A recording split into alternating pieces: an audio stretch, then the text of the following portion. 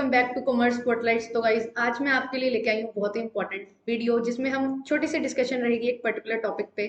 आपने income tax में एक पर्टिकुलर टॉपिक पढ़ा होगा कि जो क्लबिंग ऑफ इनकम होती है वो क्यों की जाती है और किस तरीके से यहाँ पे जो असेसिंग ऑफिसर हैं वो जो ट्रांसफरर और ट्रांसफरी होते हैं जो गलत तरीके से अपनी इनकम को एस्केप करने के लिए अपनी इनकम को ट्रांसफर कर देते हैं किसी और के पास, तो किस तरीके से वहाँ पे क्लबिंग का प्रोविजन अप्लाई होता है।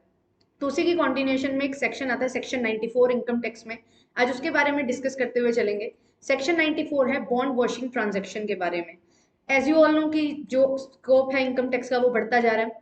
हर बार कुछ ना कुछ न्यू टॉपिक है जो इंट्रोड्यूस किया जाता है। तो ये मोस्ट एक्सपेक्टेड टॉपिक है, एक बहुत ही छोटा सा टॉपिक है, बट यहाँ से क्वेश्चन बनने के चांसेस ज्यादा है। तो आज की वीडियो में इसको कवर करते हुए चलेंगे।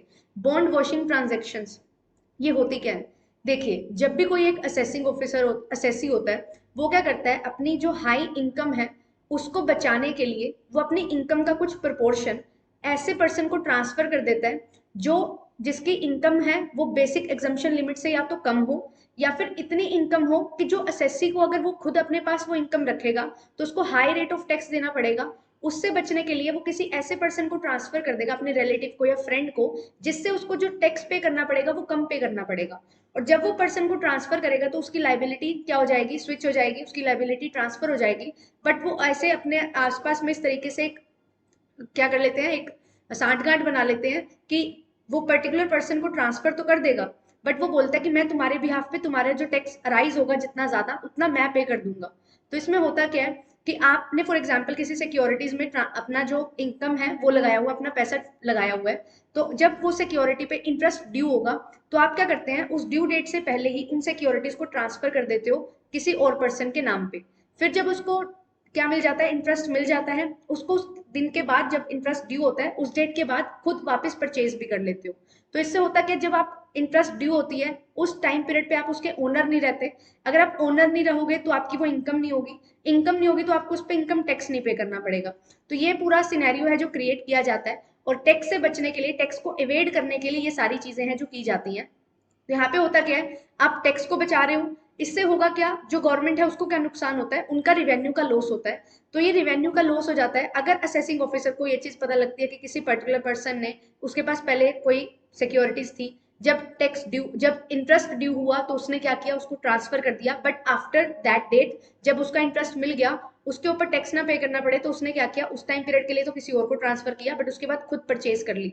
तो अगर ये चीज पता लगती है असेसिंग ऑफिसर को तो वहां पे क्या किया जाता है, उसके अगेंस्ट एक्शन लिया जाता है। और ये जो पर्टिकुलर डिवाइस यूज की गई थी हाई इनकम ग्रुप के द्वारा वो वापस उसको कर दी जाती है और उसी के हैंड्स में वो क्लब कर दी जाती है इनकम, ताकि वो क्या कर सके, अब उस पर हाई रेट ऑफ टैक्स है जो चार्ज कर सके। तो ये सारी सीन है जो रहती है, बट यहाँ पे दो एक्सेप्शन हैं उनको समझना जरूरी है। एक्सेप्शन क्या है, अगर असेसी ये प्रूव कर देता है असेसिंग ऑफिसर को कि उसने ये जो काम किया है वो कोई टैक्स अवॉइडेंस के लिए नहीं किया है और असेसिंग ऑफिसर इससे सेटिस्फाई हो जाता है, तो वहां पे ये जो बॉन्ड वॉशिंग ट्रांजैक्शन का प्रोविजन है सेक्शन 94 ये नहीं अप्लाई होगा।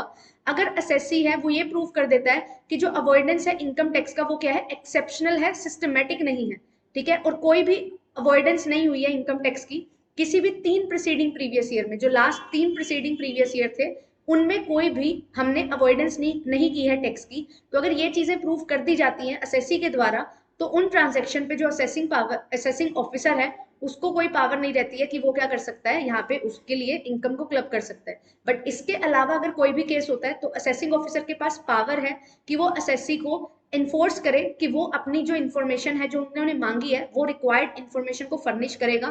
फिर वो उसको चेक करते हैं, देन ये देखते हैं कि क्या ये कोशिश की गई है असेसिंग ऑफिसर के द्वारा, असेसी के द्वारा या नहीं।